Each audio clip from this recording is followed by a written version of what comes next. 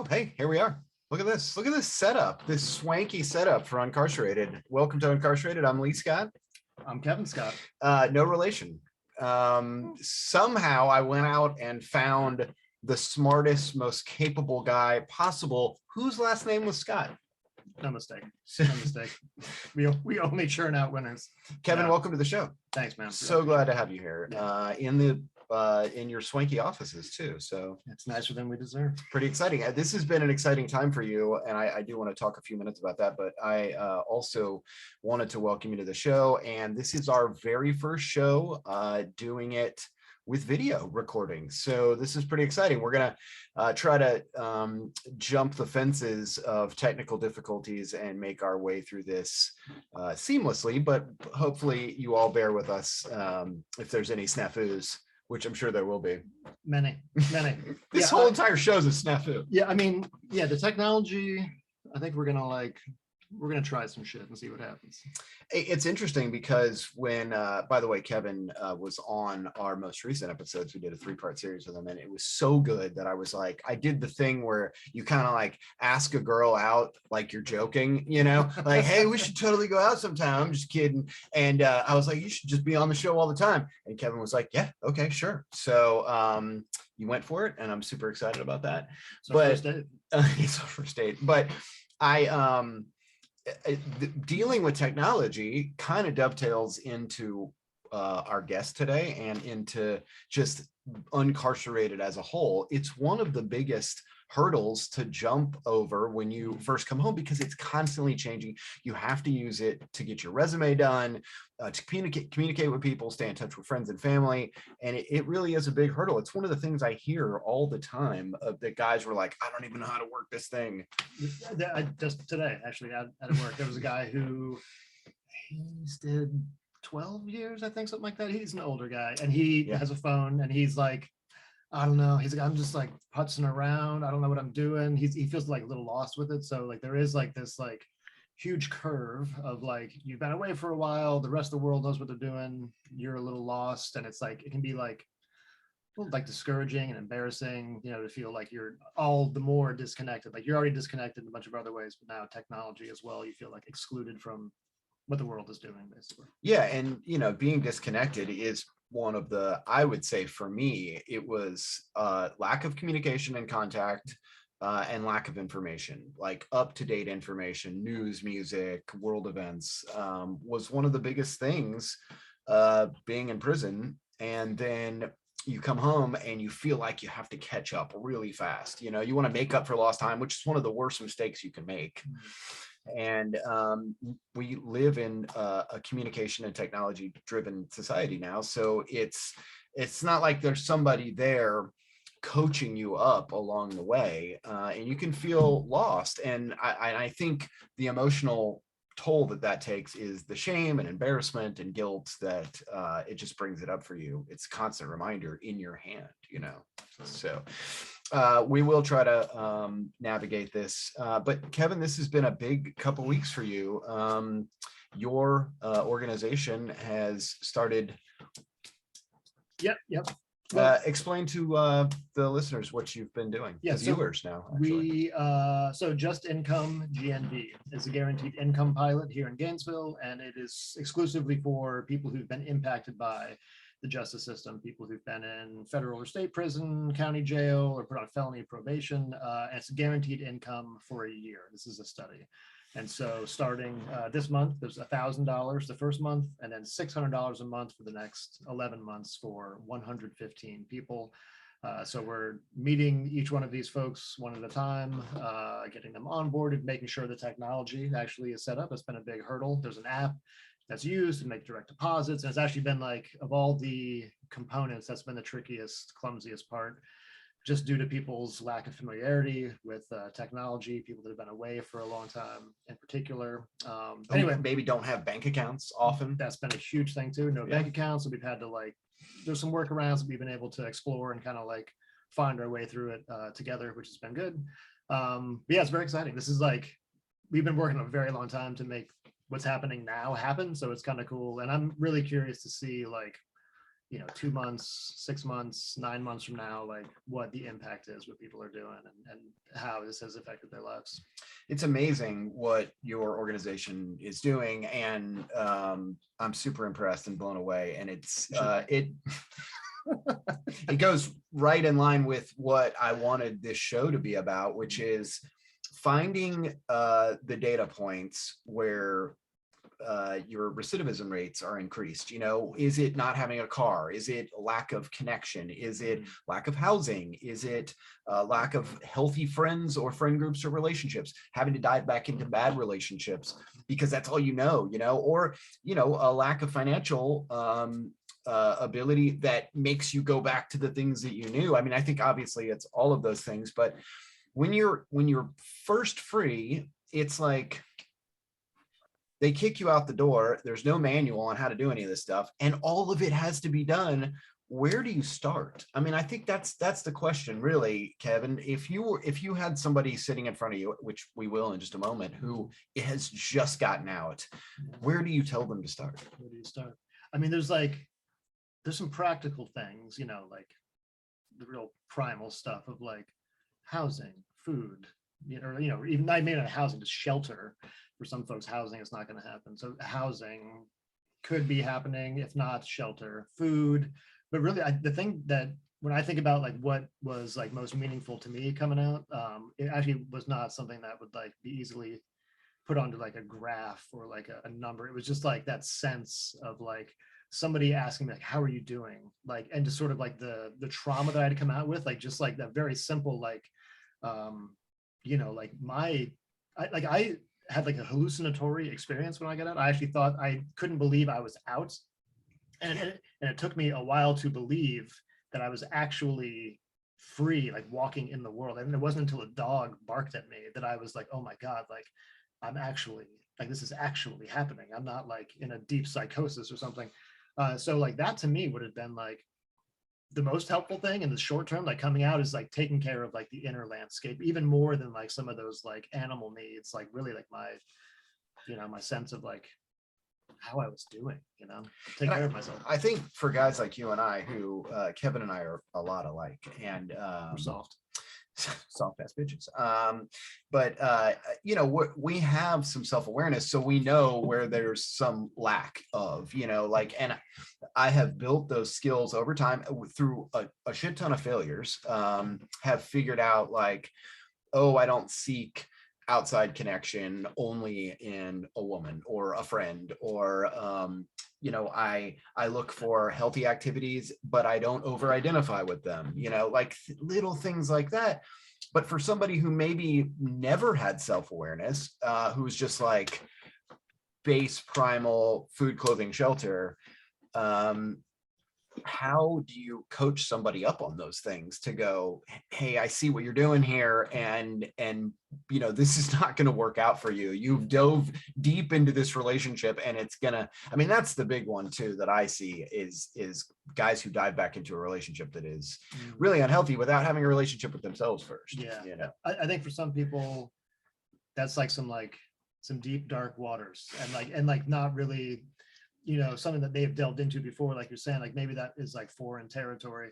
And so like pushing somebody to like, you need to fucking get into your like inner self and like, like do some work, like that's not really the way. To me, like I've had like some like just sort of like little conversations like, hey, like don't forget to like take care of yourself, and like just like little reminders here and there, and hopefully those like little nudges will like get somebody to like at least acknowledge what's happening inside, and like maybe start to like think about processing those traumas maybe that were in existence before incarceration, during incarceration, and after. We typically tend to have a pretty good before, during, and after tale, most of us. Speaking of which, we're about to dive into one right now. And here's a guy that we can just tell what to do. We don't even need to beat around the bush about it. We can just give this guy advice. Before we bring on our buddy Michael, who you see up on the screen there. I hope he doesn't have mind having his full name on the show. I do want to talk for a second about some of our Kentucky prison statistics, because our guest today just got out of prison in Kentucky just 2 weeks ago. He's currently at a sober living facility. Kentucky has an incarceration rate of 930 per 100,000. So that Kentucky, congratulations, you're now number one, not just in the country in incarceration per capita, but in the world. So Kentucky has a failing grade when it comes to COVID. There were things that Kentucky could have done to prevent incarceration and did not do. Kentucky's incarceration rate outpaces the United States by about 300 per capita. You can see there. The United Kingdom. Crushing Iceland. Yeah. Just fucking destroying Iceland. Made Iceland. Good job, bitch. Kentucky. Holy shit. And oh my God. Kentucky's incarceration rate by race and ethnicity, obviously that's increased greatly just in the last 20 or 30 years. Yeah, this is 2010. This has even gone up exponentially, where the white incarceration rate has gone down about 20%. The black incarceration rate has gone up, looks like about 20%. Yeah. Wow. Ironically. What are the odds? Weird, right? Weird how that happened, huh? They did the trade. It's like the worst NFL draft ever. Kentucky's criminal justice system obviously includes state prisons, probation, parole, local jails. Yeah, I definitely don't want, like, the probation piece, I think is often overlooked. That is a form of incarceration. I think that people tend to think of like incarceration being limited to a physical cage, you know, but as we know, like the pitfalls of probation can be like super perilous, and people can easily go back for a technical violation. Is that, can our viewers see this screen right now, or do we do that? Yep. Okay, great, Yep, cool. we're doing it. Yeah, that's amazing. I just watched this movie, Kevin, before we bring Michael on. I want to tell you about it. It's called Outside In. Have you seen it? I have not. It's got Edie Falco in it. It's really good. It shows that Edie Falco was a school teacher. She has a student who gets wrongly imprisoned. He's in there for like 20 years, and she helps get him out. And he falls in love with her, and it obviously gets weird, and there's all these like weird emotional connections. He's obviously got everything wrapped up in this one woman, and she still has a life. But that's one of the things. He goes to visit his parole officer, and the parole officer tells him point blank to his face, a lot of guys think that they get out and they're free. You are not free, not by a long shot. And man, it just hit me right in the gut. I just was like, that's, you know, like they didn't beat around the bush around it at all. Like that's exactly right. You're not free until you're free all the way. They still got you. Yep, they got you. It's the outdoor prison. And Kentucky received a failing grade where they could have circumvented incarceration rates. They are still sending people to prison for technical violations. Yes, which it's not a crime. It's like some sort of like technical thing. You didn't check a box, something like that. And I mean, the punishment is as if it was a full-on crime. Right, you're getting all your backup time. Yeah. So let's go ahead and bring on Mike now. Our first guest here on Uncarcerated, the YouTube edition. Obviously, we're still available on podcast as well, anywhere you get your podcasts, Spotify, iTunes, Anchor. But now you can check us out on the YouTube channel, the Uncarcerated YouTube channel. Hopefully, Michael knows to turn his camera on. Mike, buddy, you still there? Have we lost him completely? There he is. Hey, buddy. I hope we did right with the introduction there.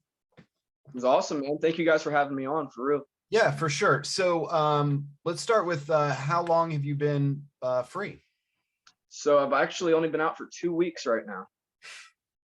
So yeah, it's been a crazy thing. And like going back to what Kevin was saying about, you know, feeling like you're in a dream, or like I'm having this experience where it just feels like a simulation, you know, like I'm just projecting these images from jail or prison still. And it's overwhelming, you know, a lot of sensory overload going on right now.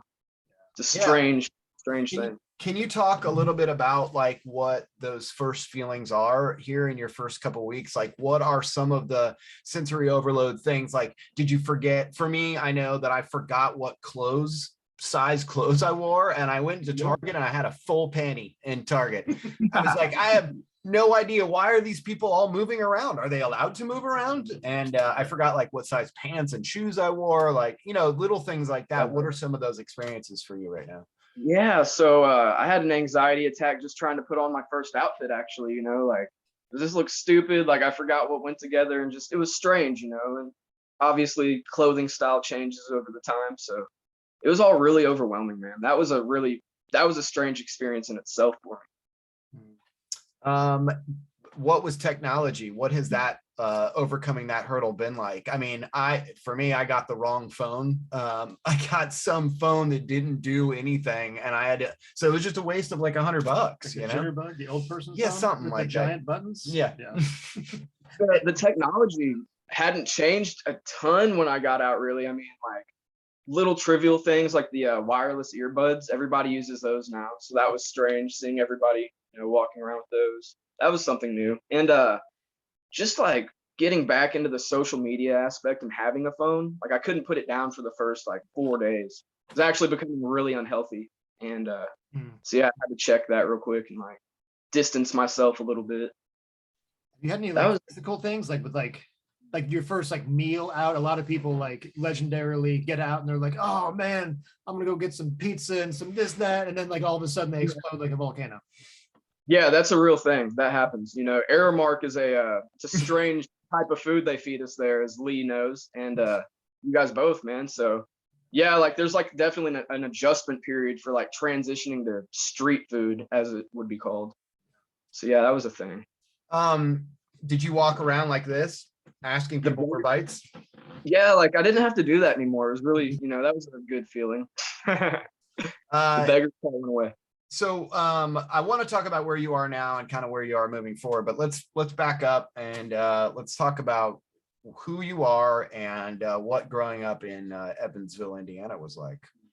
Yeah, so my background was like, you know, I lived in a really structured household for like the first 8 years of my life. My family was very religious. We had a good home life. Everything was really good, and yeah, like my mom and dad were just really like going through it, and they ended up getting a divorce when I was 8 years old. So that was a huge transition, being like really structured in this environment that was, you know, really safe and loving and nurturing, to it basically turned into the complete other end of the spectrum at that point. You know, I was around people getting high, volatile situations, and basically what happened from a young age is I went into survival mode, you know, pretty much from like 8 years old all the way up until I was 15, you know. And so I think that had a lot to do with like leading into my substance abuse and everything. Like that was just my substance abuse was basically a manifestation of childhood trauma, things that I had never dealt with. I was in this primal mindset for so long, you know. There was so much violence and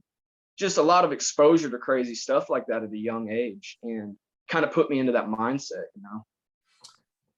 What's the culture like in Evansville? I mean, like Kevin and I grew up in different cities, but you know, like growing up here in Gainesville, if you were on the streets, there was still like a world of creative things to be involved in. There was, you know, even my friends who were like, you know, running the streets acting like idiots were all like in bands, or they were doing something creative. And that I felt like that eventually saved me or gave me some experiences that I could fall back on when I decided I didn't want to use anymore. Was there anything going on in Evansville, Indiana at all? Or is it just completely off the chain? What was it like there?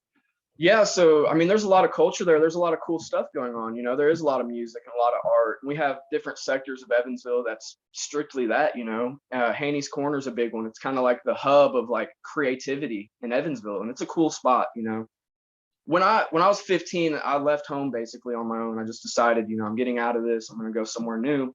And I was fortunate enough to fall in with a group of people that were like, they were just all really smart and witty, and we were all creative. We played music, did art, things like that. So I had fallen into a tribe, almost a family that, you know, they accepted me, and it was a good feeling. And when I was 15, I actually got put onto juvenile probation because of missing school.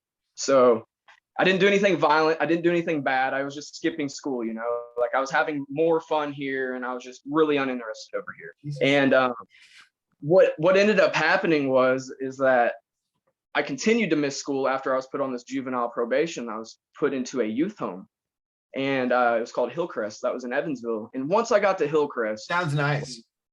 it was, oh man, it was beautiful. Yeah, it was love. I was the only white kid in there pretty much, and it was a weird thing to be in. So it was kind of like a culture shock for me, kind of going from like a, you know, white middle class family to being put into a situation like that. And there's just a lot of culture shocks for me. It was a different environment than I'd been used to.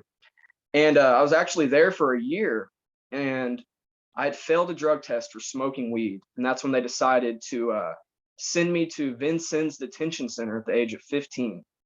So Vincennes Detention Center is a pretty rough place. It's literally a juvenile prison, and they ship in people from the East Coast. I don't know like what the deal is with that, but they have this weird thing where people that are getting in trouble in like Delaware and Maryland and things like that, like these really like crazy gangbanger, you know, guys, they send them to Vincennes. So you have all these people from like all over Indiana, then you have all these Delaware and Maryland kids, you know. So what ended up happening there was I pretty much just like got more like into the criminal type behaviors, you know. I got more into that survival mode, and like if anything happened at Hillcrest, I mean at Vincennes, it was that I got hardened a little bit and became even more so into that lifestyle than I was before. Man, there's so much, so much commonality. Like same, like crazy childhood, surrounded by addicts, super Yeah. chaotic, manifested in my teens, also using a bunch, got institutionalized during, and when I was 15, same shit. Yeah, if anything, it kind of just like put me in the company of people that I probably could have done without. Yeah. It didn't help a whole lot. Yeah. So you get out of Vincennes, and at that point, did you go right back to doing what you were doing? Was there ever a point when you're getting to be college age that you thought, I need to get a job, I need to, you know, get my shit straight? Or was it just dive deeper? Or were you like following around fish at that point? What was going on? Yeah, so fish didn't happen yet, unfortunately. And the animal. What ended up happening was I got out and I was given the option to not go back to school. So I said, yeah, fuck school. You know, it's been traumatizing for me so far. So yeah, I'm not going to be a part of that anymore.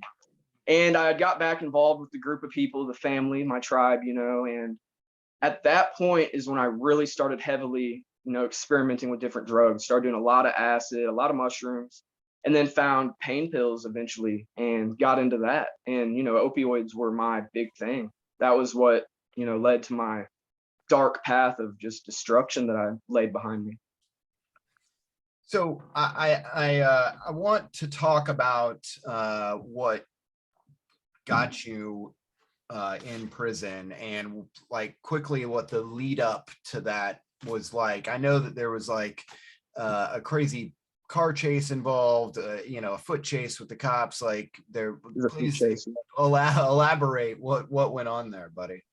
Yeah, so whenever I got incarcerated, what had happened the day I was arrested, I actually was on the run from parole out of Kentucky because I had done 18 months in Kentucky already. I had a case there. I had gotten out, and immediately I went to a halfway house. It was flooded with drugs. You know, I made no good decisions there, and I immediately jumped back in. You know, I had no self-awareness. I had done no work on myself.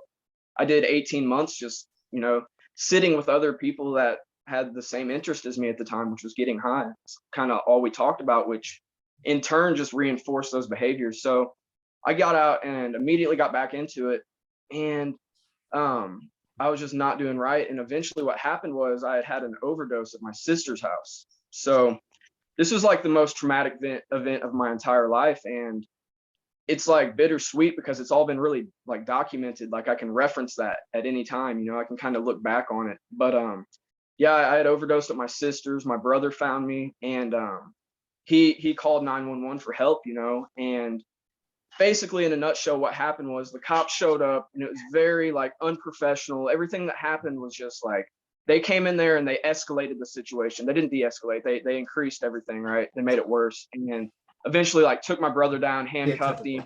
Yeah.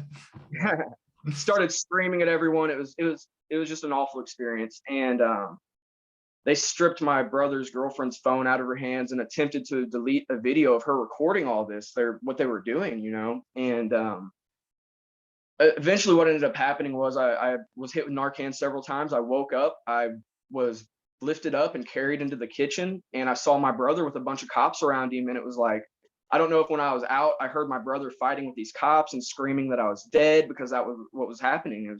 He thought that I was gone. And I just see this chaos, right? And so what happens is I just ran out of the house. Like, I just took off, boom.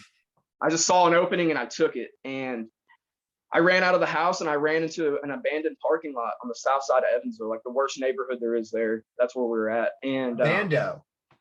yeah, there was many bandos there. Believe that. It was the bandos. And yeah, so, Bando Calrissian. That's he really is. yeah, there's like whole neighborhoods of bandos in Evansville. It's a terrible problem. But I eventually got caught in this neighborhood, and I was tased several times, and then I was beaten by the police for 8 minutes, actually. Like they just beat you for 8 minutes. They got me down, they tased me, got me down, handcuffed me, and then like all I'm thinking in my mind is, okay, they're gonna hurt me for a minute, like just relax and just like let them cuff me and let this be over with as quick as possible. And it didn't end for 8 minutes. They had put me into a modified jujitsu leg lock. It's called a calf slicer. So I'm on my stomach handcuffed. They put me into this calf slicer, laid down on me. The cop that laid on me was a big guy, man, like 200, 230. He was a big guy, and I'm a little dude, you know. And then they just had the knees on me and dropping knees on me, kept doing stuff to me. I passed out, woke back up, was screaming, and they were actually cranking my leg so hard that my ankle popped so loud that, you know, it was louder than them screaming at me. And it's still messed up to this day, like tendon damage, you know, like it was a really awful thing that happened. And they kept telling me, I was screaming for them to please stop. And they told me, Bud, listen, the ambulance is going to be here soon. You're going to be all right. This went on for 6 or 7, 8 minutes, whatever it was. And a paddy wagon pulls up and they pick me up and they throw me in the back of this metal van, this paddy wagon, and took me to the hospital. And they're hitting every bump on the way there. Like, I'm getting thrown around. It was traumatizing, right? Like, I was back there just, I couldn't believe that I'd put my family through something like that with the overdose. Like, I was crying and just so upset, and I'd been beaten and tased and all these things. It was just, you know, that's the lowest point I think that, you know, any human can ever feel. Like, that was just the worst thing that I'd ever felt. And I got to the hospital, and as I'm in the hospital room, they're actually like clowning me. You know, they got like 10 cops in there, man. And they're like, yeah, buddy, that's what happens when you run from the hand-to-hand combat instructor, you know, little dumbass, blah, blah. They're saying all this stuff to me, man. And they were like clowning me. I'm handcuffed to the bed, didn't want to do anything. And so what came out of this was I ended up doing 3.5 years after that happened. So my brother had made a Facebook post that went super viral. He undeleted the video that the cops had deleted out of his girlfriend's phone, posted it onto Facebook, interviewed my sister and his girlfriend, and it went viral. I was actually in the holding cell in Vanderburgh County Jail, and one of the cops came up to me and was like, "What did you do, bud?" He's like, "You're famous right now." So what ended up happening was I got caught with methamphetamines, heroin, syringes, scales, baggies, phone with transactions on it, probably money, and they dismissed all those charges off. So like they had known that they'd fucked up basically, and they dismissed it, and that was the beginning of my incarceration. That's where it started. So it could have been a lot worse as far as the time you got. Yeah. Wow. So just something you touched on there, which I think was like meaningful for me. I mean, a lot of it. That's, by the way, that's a crazy fucking story for one, and I can't wait to watch this. The second part is, like you mentioned, like when you were in the back of the van, like you were like crying, couldn't believe what you had done to your family. Like that to me was like really important, because I think a lot of people tend to see people that have, you know, committed a crime or been incarcerated, or even in the act of like maybe doing something that is like what seems contrary to like good sense, that like even while that was happening, as you're in the moment, you're like feeling like the grief of like, I can't believe like what I'm doing. Like your like awareness was there. So it wasn't that you were like some like savage animal that had to have his ankle popped by the hand-to-hand instructor. You were someone who was like, in that moment, you were hurting, you were causing suffering to yourself and to other people around you, but clearly like still a good-hearted person, like inside of all of that. And I think that gets lost on a lot of people, you know? Yeah, I mean, I think like that's, people sort of tend to think of criminals, right? Or people who have committed these acts as selfish or remorseless, and I just think that, like, as you're telling that story, that's obviously like the thing that touched you the most was not your ankle being busted up or the time you got, but the fact that you were hurting your family like that. So I mean, I think that part is right, Kevin. That says a lot about you. So you you had already done a little bit of time in juvie and a little bit of time in Kentucky, but now you're in Indiana at this point, right? Correct. So Yeah. and this is the first time that you feel like you're looking at a pretty good amount of time, right? Yeah, well, I didn't know that I was going to be. I got shipped to a DOC holdover because I was also on felony probation out of Indiana. And they sent me to a DOC holdover on unrelated charges. And as soon as I got there, they picked me out and they said, "Hey, Lyle, do you want to be a trustee here?" Absolutely. Let's do it. I think I was the trustee for like 2 weeks, man. And It's the first time you'd ever had a job. Yeah, it was my first job, you guys. Like, that was a life-changing moment right there. I got to do dishes and prepare food. That was cool. No, but really, this is some crazy stuff. They specifically asked me to go clean a cell up front, and I did. And me being the unskillful person that I am, I went up there and there was a bag of synthetic weed laying there, right? Some spice. And I took the bait, basically. I grabbed it, and it was a setup. And that's how I ended up catching my Indiana DOC state time. What the Oh fuck? my God. The old spice trap. Yeah, it was a good trap, man. So so you get the time in Indiana, and obviously anytime we're talking about this stuff, there is the level of participation on both sides. There is, I put myself in a really bad position, I put my family in a bad position, and also was dealt with unfairly, either by the justice system or the police. There's a little bit of both going on there. So at this point, I don't know about you, Kevin, but I always really felt for guys. When I got in trouble in one place. I always felt bad for the guys who I got to go like 12 county jails and 4 prisons. Yeah. And I like those. I mean, there's a whole other show right there. Is the van rides, the transportation, getting dressed out, having to like acclimate to all these new environments. The RDC experience, gentlemen, get naked. Strip down butt naked immediately. You're being yelled at and shuttled around and screamed at, and it's a crazy thing to experience. There's so much to it. What was the difference between the Indiana prison experience and the Kentucky prison experience? Kentucky is a lot more laid back, man. Like, the guards there for the most part, treat you a lot better, and it's a lot.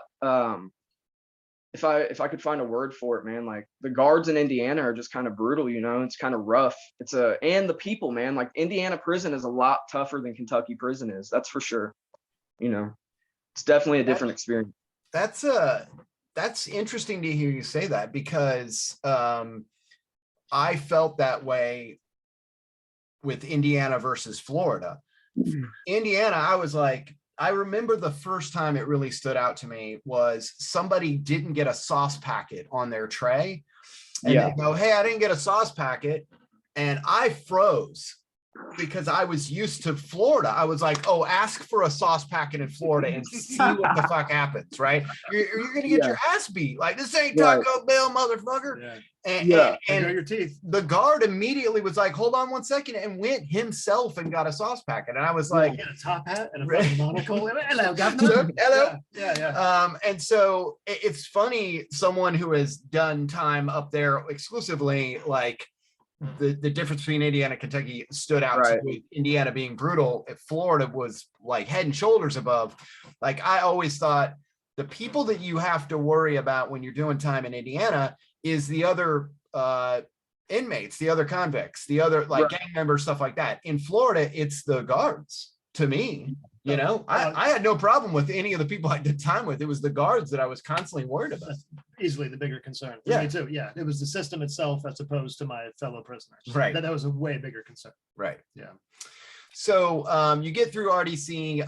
What camps did you end up going to, Mike? Yeah, so I get through RDC and I land at Branchville Correctional Facility, and that was like a kind of overwhelming experience for me because I'd never been to prison before. I didn't know what to think, and when you get to Branchville, you start off at the bottom of the hill at the little intake dorm, F dorm it's called.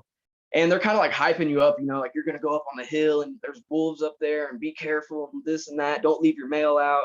Don't borrow anything, this and that, you know. So they kind of hype it up a little bit. And even the experience of going up the hill, it's literally a hill you have to go up. And you have your mat and your box and all of your belongings, right? So you have to carry this shit up this hill, dude. And it's like, it's really difficult. And there's people breaking down on the side, like bent over, like gassed out. And like, it's like, damn, dude, it's like weeding out the weak already, you know? And when you get to the dorms, they're 300-man open dorms. The dorms are huge. So, and everybody's piled up at the front, like seeing who the fresh meat is, you know, who's coming in and everything like that. And it was really easy, man. Like I came in and somebody came up and actually helped me carry my stuff to my bunk, helped me make my bed. And they were super cool with me. His name was Jim Dandy. Shout out to him, man. He's one of my great friends. His name was Jim Dandy. Yeah, he was cool Yeah, too. Jim I know that guy. Dandy, Really? Yeah. So And strangely enough, guy was actually in charge of Lyle for the rest of his time. Just kidding. that's not true. Let me make it abundantly clear. Yeah. But yeah, so I get to Branchville and like, you know, I'm like overwhelmed. There's all these things going on. And it was kind of like I'd been drying out for a while, right? Like my mind's kind of getting back to normal. And, you know, I start getting involved in like some productive stuff there. I get moved to a therapeutic community dorm and I'm involved in like Buddhism classes. I'm playing music in a band at the prison. I'm having healthy relationships, like making real, like meaningful friendships there. And that's where I met Lee at, actually. We met in Buddhism class at Branchville Correctional Facility. And by a strange turn of events, ended up becoming side bunkies. Yeah, that's right. It's your side bunkies. Side bunkies are the best. I got to tell you real quick about, I got to tell Kevin about State Check. So my bunkie was a guy named State Check. Steak? He's famous on the internet, by the way. State Check. State Check. He's famous on the internet.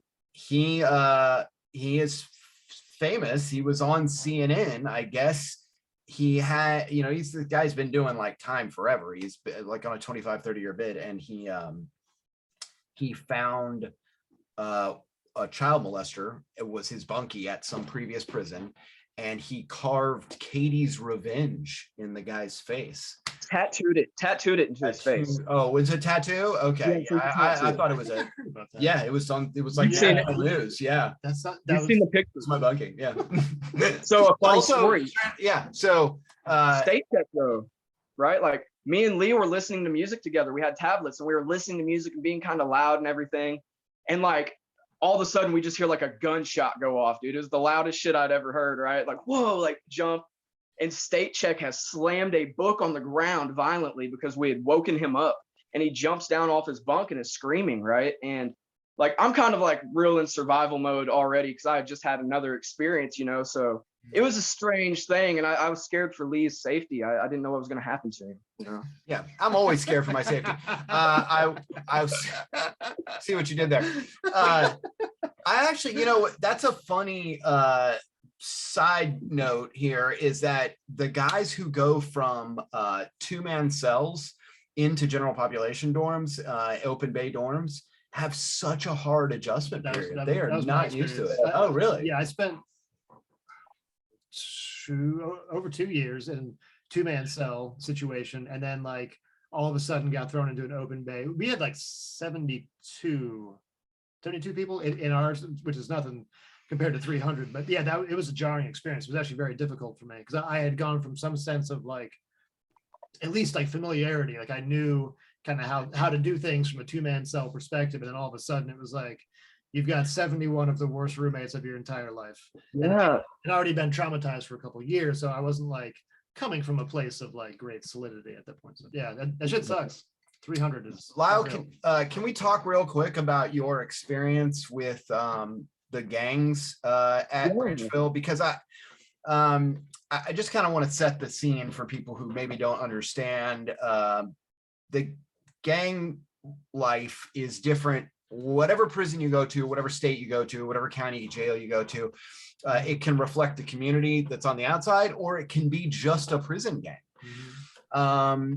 In my experience, the administrators at Branchville, and I don't know this to be true, but this is my opinion, was that they let certain gangs do whatever they wanted because they kept the other gangs in order.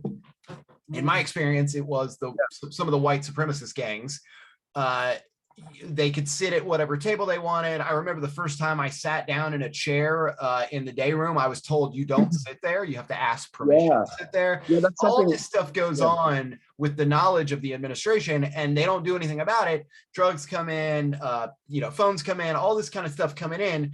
The STG investigators know what's happening at all times. I mean, if you trade a ramen noodle soup, they know about it. So why was it that they were not breaking these gangs up and not shifting these guys apart? That's the first part of my question. And the second part was, why didn't you join up with any of these gangs, and what happened to you at Branchville that was kind of an incident? Okay, so the first part, I think that the biggest point of letting the gangs kind of run everything, it's like self-regulation, like the less work that they have to do as administration, the better. So if like these select groups, specifically 2 white gangs really, are the ones that were kind of running the show, and like if they can self-regulate and like keep everything in check in the dorm, like if you think about it, Branchville is really structured as far as like fighting and like taking care of stuff goes. It's real professional, right? Like you'd go in the bathroom, a gang member would block the bathroom off, the people would go in there and settle their beef, and after that, it was respectful. They'd shake hands and they'd be cool with it, man. So like you'd get up to go piss, right? And like you'd go to the bathroom, there's just like 2 hulks standing there, like big skinhead motherfuckers, dude. And they're just like bathrooms closed, and you can just hear somebody in there like getting fucking beat down, dude. Like, yeah. I have trauma from shoes squeaking to this day, dude. Like when I hear shoes squeaking, I'm like, I jump up, man. Like I'm like ready to fight, I don't know what's going on. So I think that was the biggest point. It was like self-regulation. They were just letting them kind of run the show make their job easier. Yeah. And to get into the second part of your question, so this goes back on what Kevin was saying too, about going from a smaller cell to an open dorm. There's more bullshit you have to deal with now. Like instead of just dealing with one other personality, now you're dealing with like 250 other motherfuckers, bro. And it's like insane. And there's all these gangs and there's all these probates and prospects, right? And so part of most of the white gangs, and I think it's for all gangs probably, they do like heart checks, like, let's see where you're at now. Like, it's time for you to fight somebody. Let's see what you're really capable of. They train them for like 6 months. And so from what I understood from the situation is this particular guy, we'll refer to him as Red. I don't want to put anybody's name out there or even mention gangs by name, but this guy Red, he was told to find somebody in the dorm and draw them out into a fight, get them to the point where they would fight you, and let's see what you're built like. Let's see what the 6 months of burpees and running and weights, and like let's see what you can really do now. So unfortunately for me, man, anything but make me hungry. yeah. So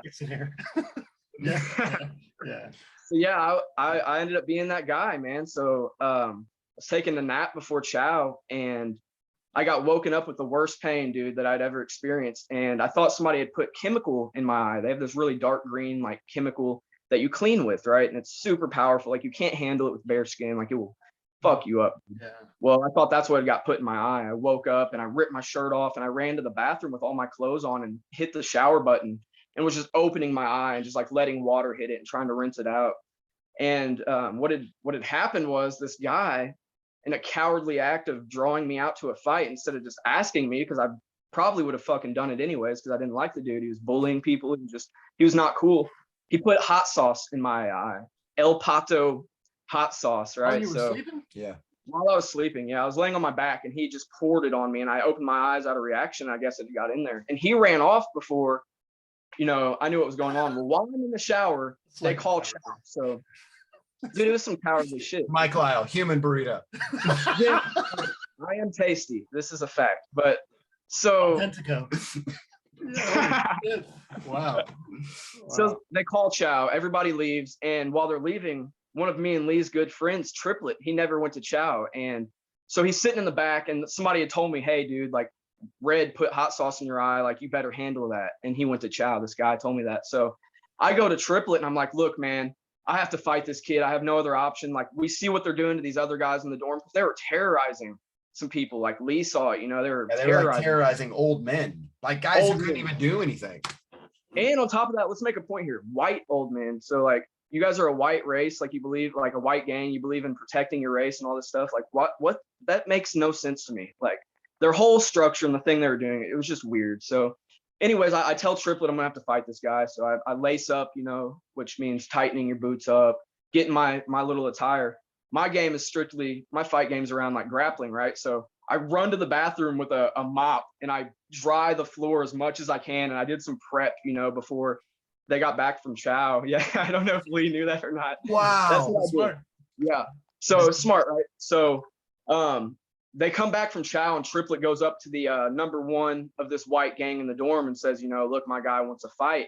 I'm already ready and I'm pumped up. So like I'm walking to the bathroom as he's telling this dude who's also with Red next to him, you know. So I go in the bathroom and then here comes Red. And this kid, like, he was in good shape, man. He was a big dude, you know. And we went in there and we squared up and what ended up happening was somehow in the matter of 15 seconds, I had taken him down and had him on the ground into a full mount and just started raining down elbows and knees on him. And you know, I did what I was supposed to do and I handled the situation, you know, and he was fucked up pretty bad. Needless to say, you didn't have to fight again after that, I don't think. Yeah, nobody fucked with me after that. That was like one of those things, you know, where like you have to handle something and then like after that you're cool. Yeah. So the Did you get any, unfortunately, like, institutional consequences? Did you get like box time for that, or like what was the come up? yeah. So what happened was he got split on his eyes. Both of his eyes were split and he was bruised up really badly. And I think it was 2 days later they had seen his face and they called him in to the counselor's office and they're like, what happened, you know? And he told me he was playing basketball. So somehow someone in the dorm had told them what had happened and they found us on the camera, seen me going in the bathroom, getting hot sauce in my eye. So we get moved to different dorms. I go to A dorm, he goes to B dorm. We get called down by the STG coordinator. And I just stuck to my story, you know. I was like, look, man, I don't know that kid. I didn't do nothing, whatever. You know, like I kind of played that part, just didn't say anything. And I was telling him, you know, I just want to go back to my program dorm. And eventually what happened. Yeah. Mike, let me interrupt you real quick here because I want to touch on how important this is. Not just getting moved out of a dorm. So Kevin doesn't know in Indiana what they do is they have a program of time cuts. In Florida, you're doing 85% of your time no matter what. There's a chance you can do 100% of it, but you're going to do 85% of it. There's no time cuts. If you do a program, good for you. You're not getting any time lopped off. Just not going to happen.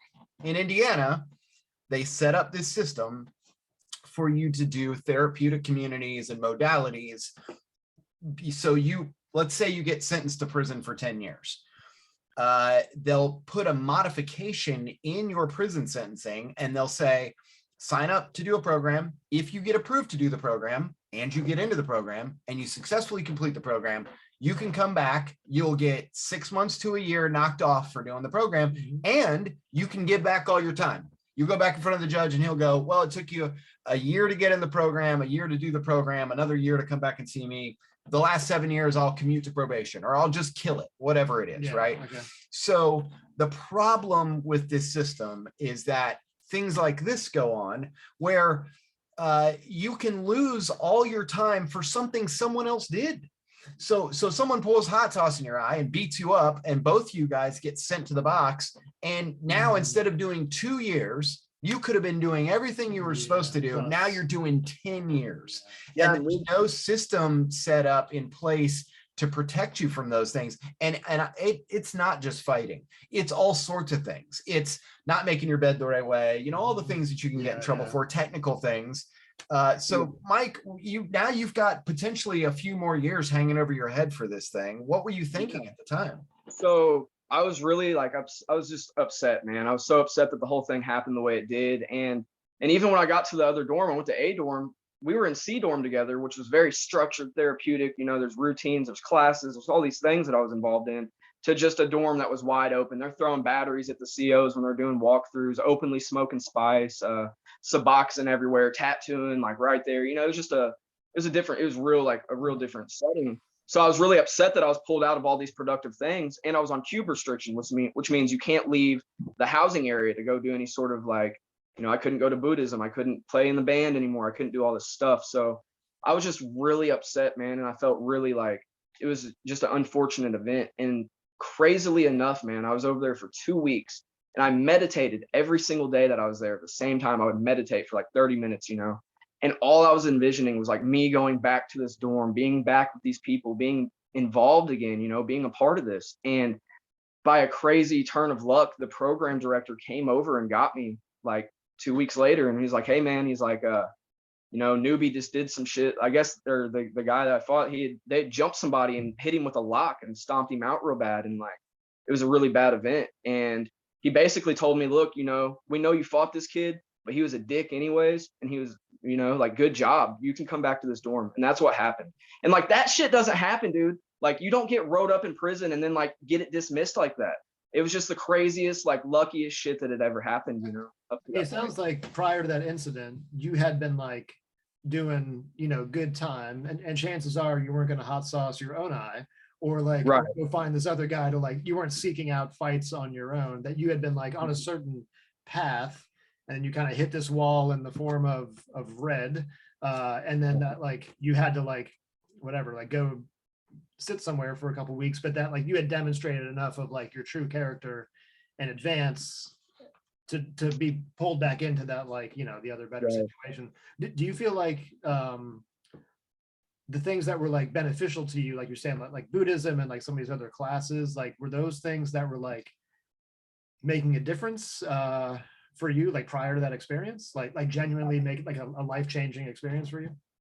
Life-changing. Like, at that point in my life, I'd never done any like self-reflection. I'd never dealt with any of my trauma from childhood. I'd never addressed any of these things. And I was so like lost and confused on who I was as a person, you know? And like, really meeting Lee was the best thing that ever happened to me in my life, dude. Like, I really mean that when I say it, because he was the one. And I don't get inflated too much, buddy, but you are awesome. But he showed me the blueprint, man. Like, he really helped guide me and like sit me down and work with me and just be genuine with me and be real with me and be honest when he needed to be honest and be fun when he needed to be fun. Like, and he helped me see all these things that I'd never learned before. Like, just, he helped me so much, man. The meditation practice, a lot of cognitive behavioral stuff. We were doing a lot of cool stuff there, man. Mindful meditation, the adult children's of alcoholics, the meetings, just all of it, man.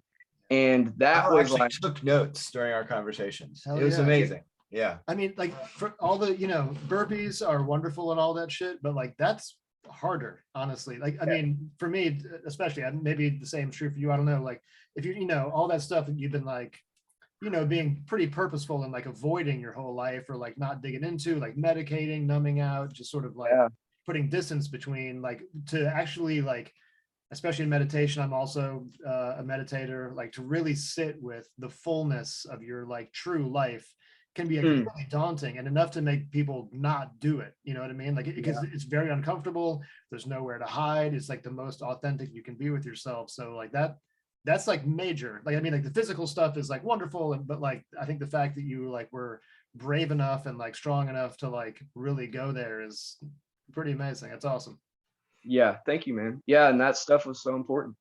I want to wrap up the prison experience here and then talk a little bit about what's lies ahead for you. But you leave Indiana and you're not done. You got to go back to Kentucky and finish that whole shit that started this whole thing. Exactly. What happened from the notion that you may go back to Kentucky and go to a work release or go to a work camp or just go home and you get your time given back, to doing so much? I mean, we're talking a few years that you had to leave Indiana and go to Kentucky and do this time.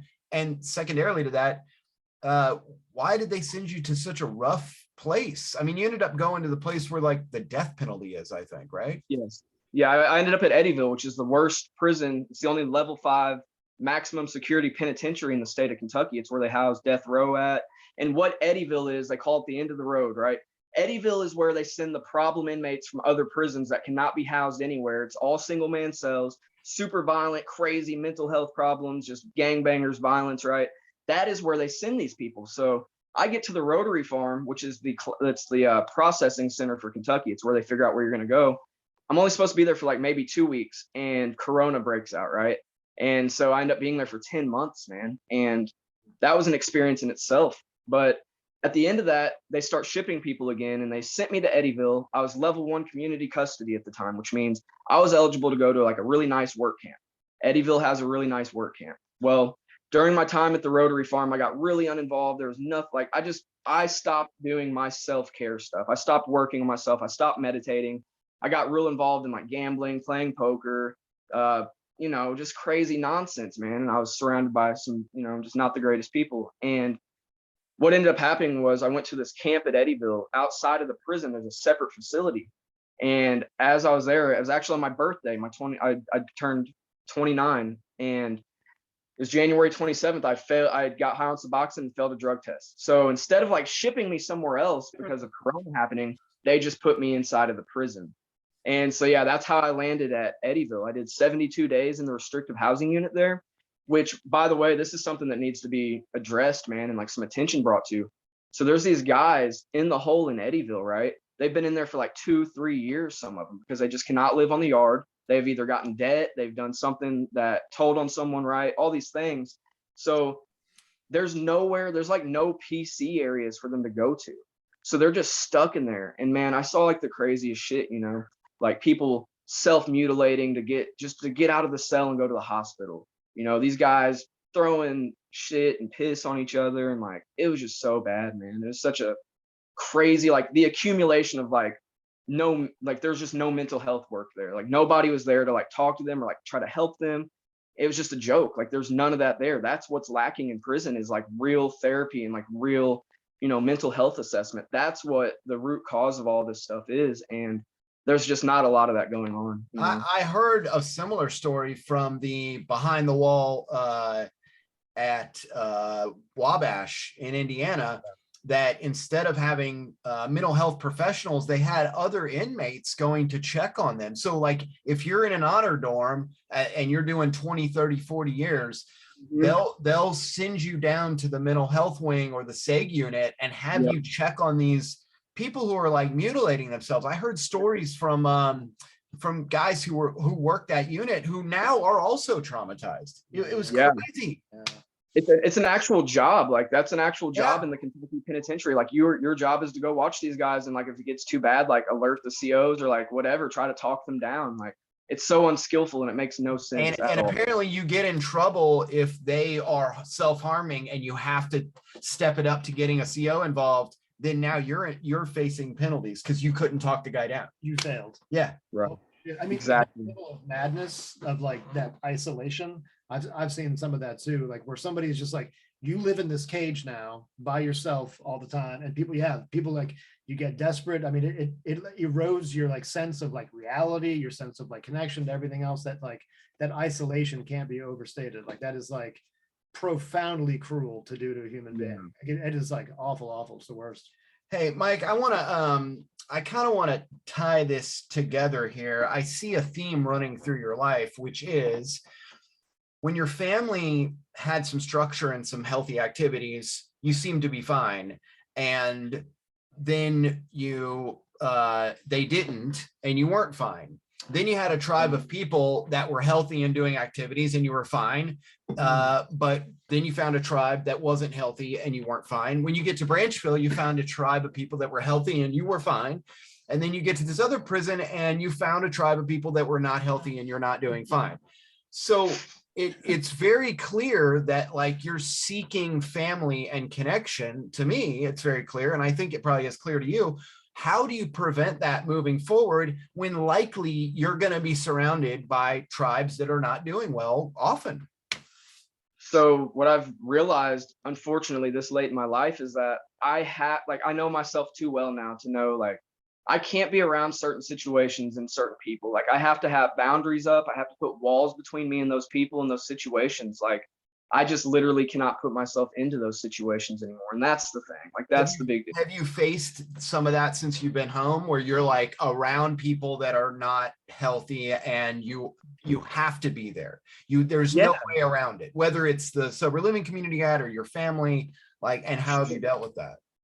Yeah, so sure, like I was around some certain things I don't want to really say specifically, but I was around a situation or two to where, there was a little bit of temptation and things like that. And I don't know how this has happened. I don't know if it's just because I just got out or all these things, but like I had no desire to like drink at all. I could have drank some alcohol. I didn't do it. I could have probably smoked if I wanted to. I didn't do it, And the thing is, it's just like, I know the repercussions now are so heavily, like, just they outweigh the good, man. So like I have to just stay away from that. I have to be careful and protect myself, and just when I am in that situation, like I have to reflect back on all this stuff, like I've taken notes, I've journaled, done all this stuff, man. Like I have constant reminders. I can go watch a video of the worst day of my life, the most trauma that I've ever been through and also put my family through. So I have all these reference points to remind me kind of like where I've been and where I can go back to very easily. I don't like, I'm not sure what the restrictions are of your current living situation, but are you able to like seek out like those healthier tribes? Are you able to like, I know you might be around some people that you wouldn't necessarily choose in the moment, but are you able to like separately, I want to go seek out like a meditation community or artists or like other musicians or like people in recovery, like whatever it may be? Is that available to you? Yeah. So part of the deal for me staying here is that I have to attend intensive outpatient recovery work, right? I have to do class 3 times a week for 3 hours, and I have to go to meetings as well. So, like that's kind of like my structure right now, and my support group right there is like these people that I'm networking with, and like I'm meeting some really cool people, man, like some really just powerful people, and hearing a lot of stories, and just making like good connections now, like networking the correct way. And people that aren't correct, like I'm just not fucking with them, basically. That's that simple. Like I should be on a t-shirt.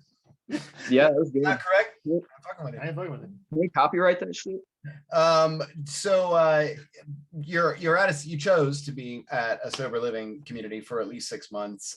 What's the next 6 months to a year of your life look like? I mean, do you have some goals and some aspirations, and do you have some things that you want to do but you feel like you can't?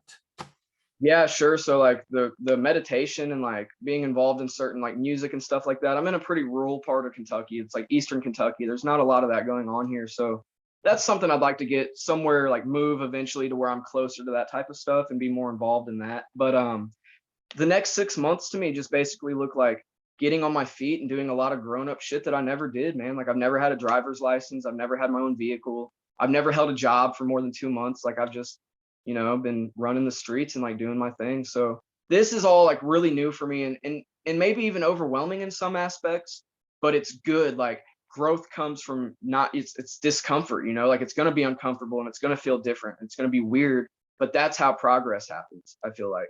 So, I'm just trying to like get on my feet, man, and just try to like be structured and be healthy and like continue my routine that I'm in, which is eating healthy, working out, meditating, journaling, playing music, interacting with good people, trying to have fun and laugh as much as I can. And that's really what it boils down to. That's awesome. Just real quick, I know one of the things that like came about like when COVID hit, like obviously everything sort of like shut down, and like getting together like to like meditate in person, like with the local group became like it wasn't really available anymore. It became impossible. And so like Kevin and I both have COVID right now, so that's why we're allowed to be together. We're just spitting in each other's mouths all day. Yes. The Zoom became like a big deal for like meditation. And so like, and it's actually been like one of the greatest gifts for me. And I still do this even as things have sort of relaxed. Like I'm able to like sit and meditate with people in like New York and like, South Africa. Like there's many options available. I know like Eastern Kentucky might not be the hotbed of like modern meditation, or is it? But however, there are some like really great options available to like that you might want to like explore that are like, and that's like, sorry to interrupt. That's one of the technology things. Like I'd never even had thought of that until you just, told me. Like that's crazy. I just never thought about it.